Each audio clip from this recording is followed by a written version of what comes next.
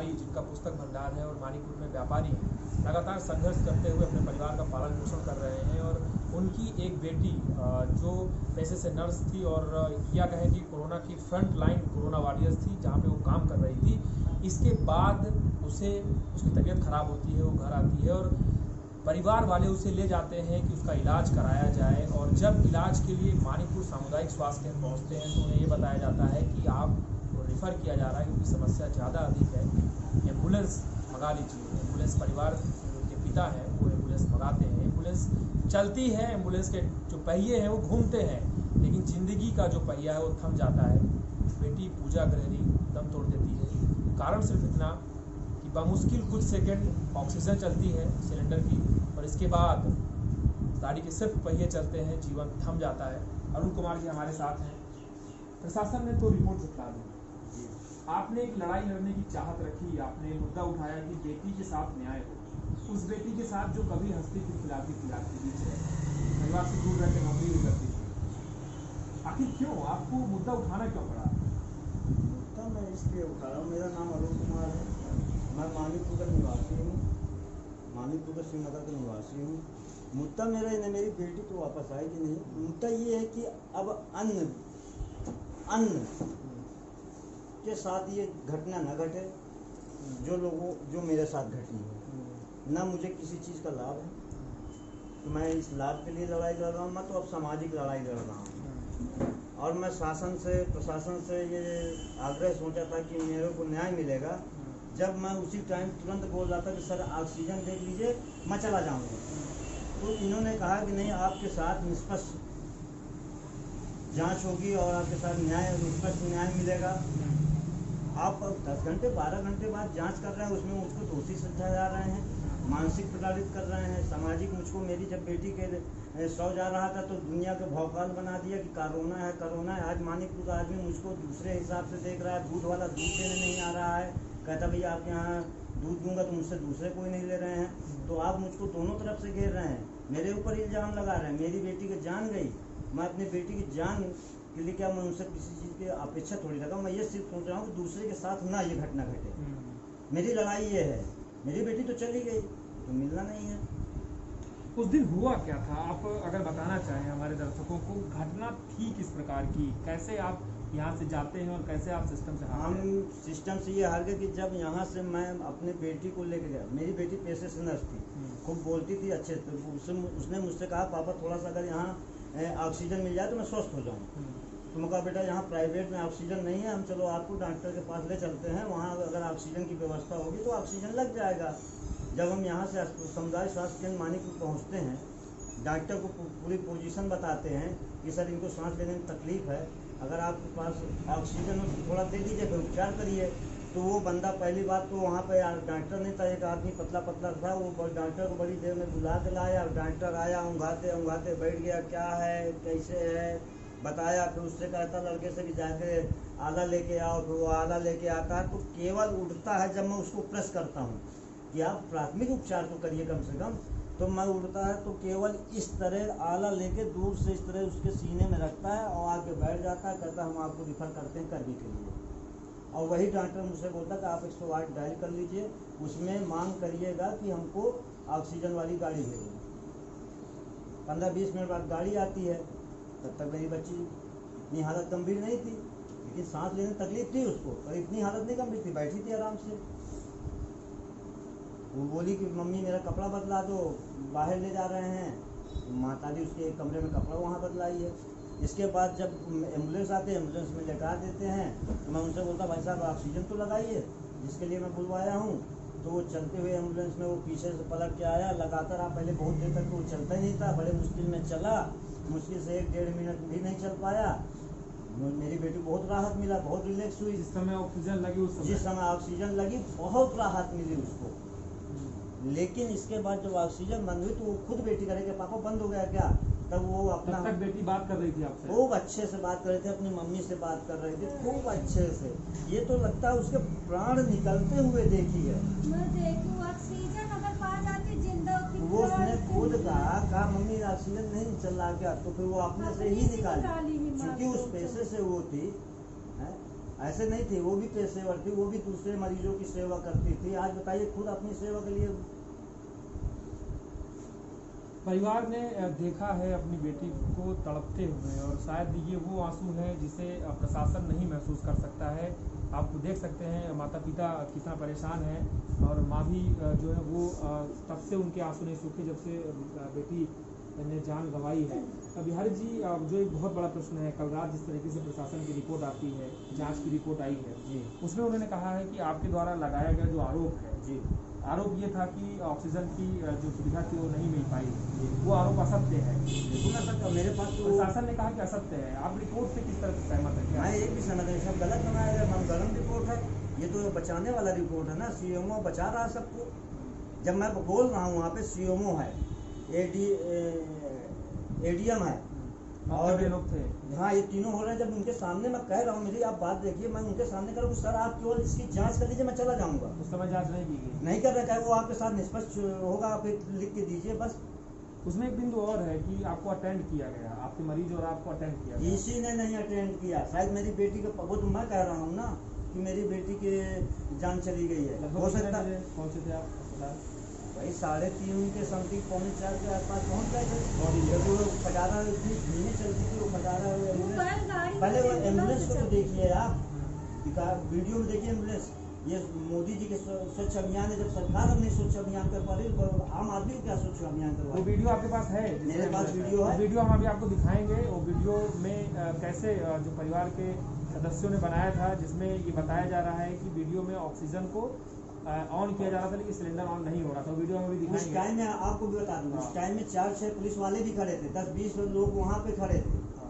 मैं उनके सामने जब वो पूछने लगे क्या हुआ क्या, मुझे देखिए सर ये आपके सामने तो कोई दरोगा टाइप के डबल स्टार के थे, उनसे मैंने कहा, मुझे देखिए सर कोई मेरे बेटे का दोस्त उसको जाके घुमा के दिखा भी रहा है कि देखिए सर कुछ नहीं निकल रहा, पूरा खाली सिलेंडर है। न समझो, आपको अटेंड किया गया था कि नहीं? कोई नहीं अटेंड किया, बता तो मेरा लड़का ऊपर नीचे नीचे ऊपर सगले कहूँ ना, डॉक्टर कहाँ है डॉक्टर, कोई कहता ऊपर है, कोई कहता डॉक्टर नहीं है, कोई कुछ है। और मेरा बेटा देखिए अभाव इसी उसमें। वीडियो में दिखाना चाहूँगा दर्शकों को, वो वाला वीडियो दिखाइए। वीडियो अगर दिखाना चाहूँगा तब तक वीडियो मैं थोड़ा सा और बात कर लेता हूँ। वीडियो आ रहा है। एक बहुत महत्वपूर्ण बात है बिहारी जी की, स्वास्थ्य सेवाओं के ऊपर समय समय पर प्रश्न उठा है जी, लेकिन पिता पर क्यों आगे आना पड़ा? ऐसी क्या समस्या है? जिस तरीके से प्रशासन का भी कहना है कि सब कुछ ठीक था लेकिन ये असत्य आरोप आएगा, तो आखिर क्यों बिहारी जी क्यों? उनको क्या है ऐसा, कौन सा प्रश्न उठाना चाह रहे हैं आप?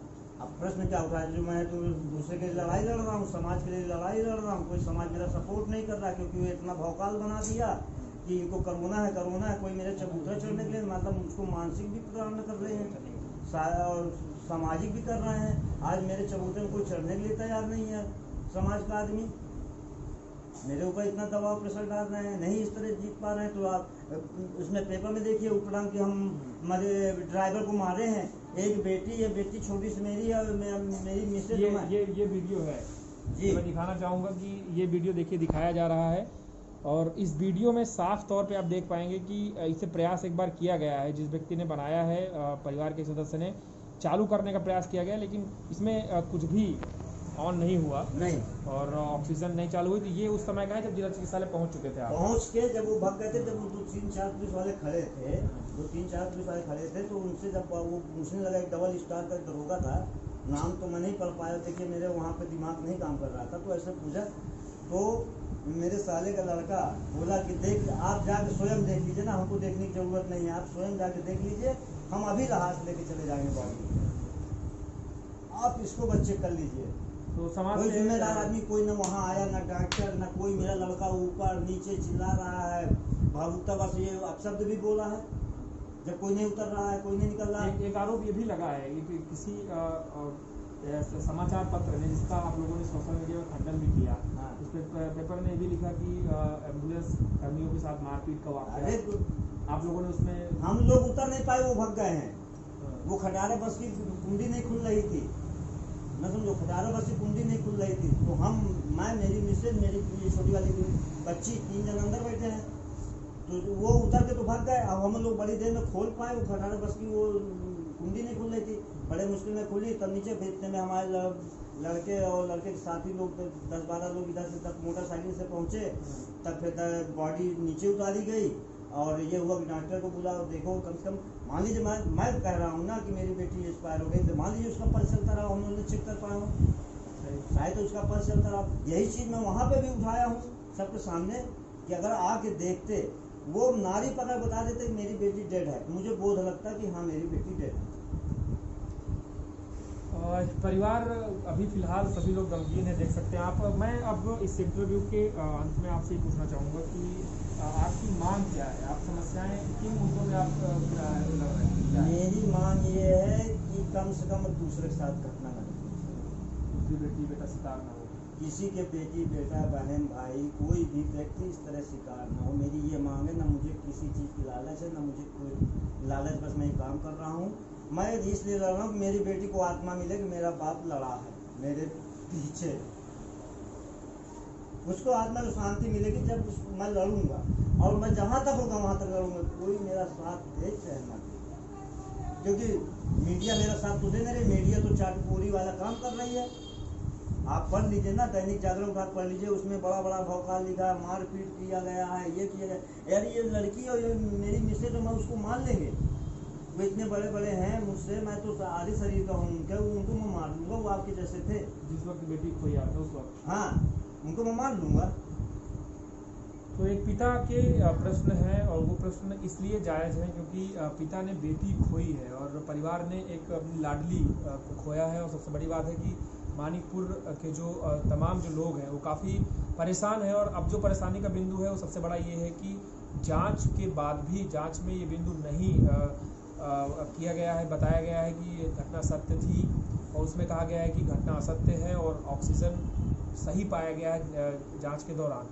तमाम बिंदु हैं। परिवार के जो मुखिया हैं बिहारी, वो चाहते हैं कि न्याय हो उनकी बेटी के साथ, कोई दूसरी बेटी या कोई दूसरा बेटा किसी घर का मुझको ना जो ये अन्याय दिखा रहे हैं, मुझको असत्य घोषित कर रहे हैं, मुझको 3 तारीख को फुटेज दिखाने, वहाँ तो सीसी कैमरे लगे होंगे ना, इतना बड़ा अस्पताल है, सीसी कैमरे के फुटेज दिखा दे कि मेरे, ये कह रहे 3 डॉक्टर आए हैं देखने, कौन डॉक्टर आया है देखने, उस सीसी फुटेज को चेक करें ना, मुझको चेक करा कि हाँ ये डॉक्टर आया है, कि वो खाकी वाले जो 3-4 घूम रहे थे वो डॉक्टर थे क्या, कि जो वहाँ लुंगी पहन के फटे फटे कुर्ता पहन के आगे पीछे इधर उधर घूम रहे थे वो डॉक्टर थे? ये बताएं ना कौन डॉक्टर है।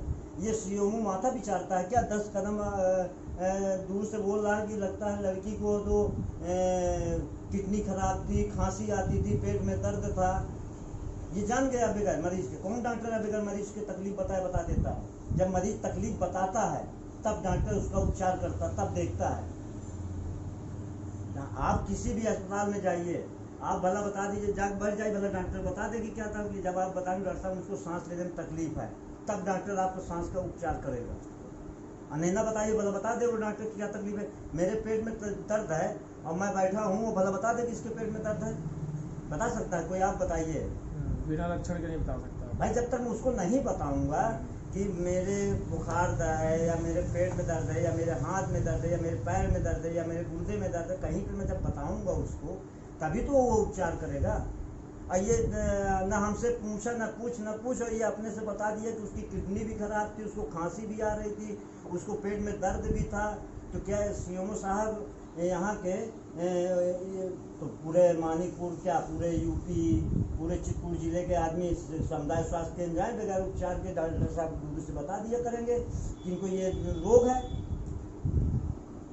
बिंदु इसलिए महत्वपूर्ण है क्योंकि अगले 2 दिन बाद जो राम मंदिर है उसका शिलान्यास होता है, और ये कहा जाता है प्रधानमंत्री मोदी द्वारा कि भगवान राम के समाज का निर्माण होगा जहाँ पे कोई दुखी नहीं होगा, कोई भी परेशान नहीं होगा। तो ऐसे में सबसे बड़ा प्रश्न ये है सीएम योगी और प्रधानमंत्री मोदी से और तमाम जो सरकारें हैं उनसे, या जो तमाम जनप्रतिनिधि हैं उनसे सबसे बड़ा प्रश्न ये है कि आखिर कब तक ऐसे बिना अपराध के सिस्टम की लापरवाही कहें या कहें कि जो नैतिक जिम्मेदारियां हैं उनमें लोगों की कमी हो रही है, जो कर्मचारी हैं उनकी कब तक जाने जाएंगी, ये बहुत बड़ा प्रश्न है। क्योंकि स्वास्थ्य, शिक्षा और रोजगार 3 ऐसे विषय हैं जिनसे लोगों के आम जनजीवन प्रभावित होते हैं, और आज इस परिवार पे जो पहाड़ टूटा है दुखों का, उसे कोई पूरा नहीं कर सकता।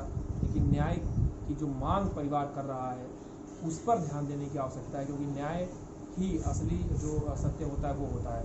धन्यवाद आप सभी का इस रिपोर्ट में और इस इंटरव्यू को आप सभी लोग जरूर देखें। अनुज हरपति। थोड़ा सा